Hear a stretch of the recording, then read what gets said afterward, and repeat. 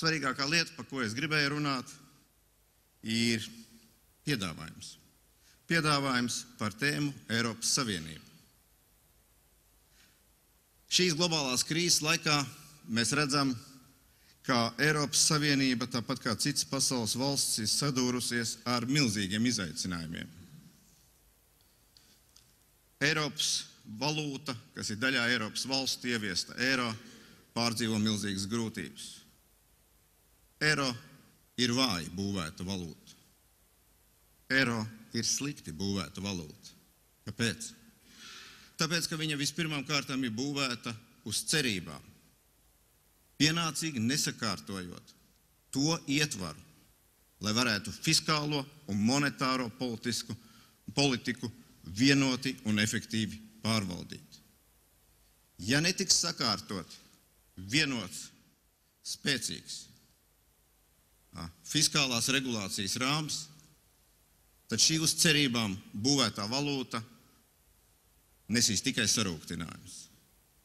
Eiropas Savienība uz šo brīdi, un atkal man jāpieskarās ir Artim Lejiņam, Eiropas Savienība ir pasaules lielākā ekonomika kopā ņemta.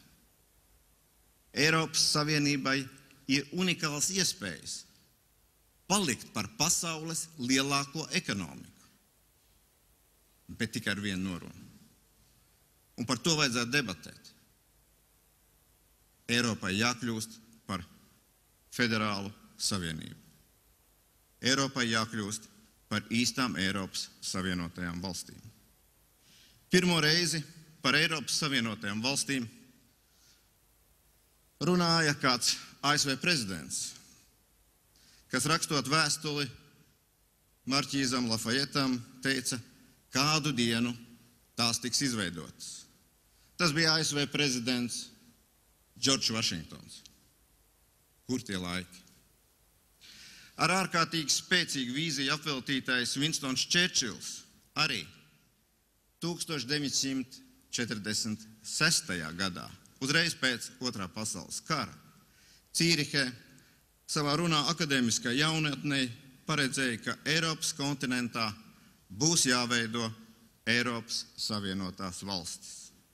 Es atļaušos nocitēt, ko teica Čērčils. Eiropas Savienoto valstu struktūra, ja labi un patiesi būvēta, samazinās katras atsevišķas valsts materiālo spēku.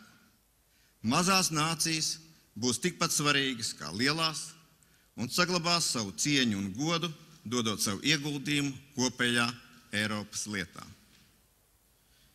Es personīgi esmu pārliecināts par to, jau es esmu runājis 2007. gadā, kad brīdināju par ekonomisko krīzi, kas var skart Latviju, Eiropu, tā skaitā arī pārējās pasaules valstis, šīs pārmērīgās, viegprātīgās fiskālās politikas un finanšu lobiju viegprātības un alkatības dēļ.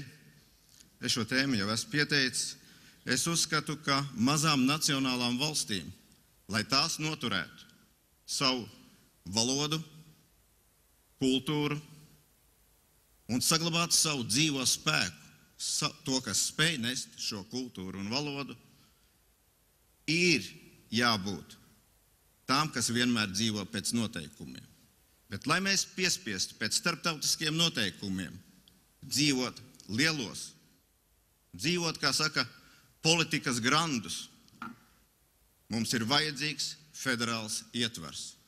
Es aicinu ārlietu ministru, es aicinu citas atbildīgās personas par Latvijas ārpolitiku, sākt debati un veicināt šo debati Eiropas Savienībā. Paldies!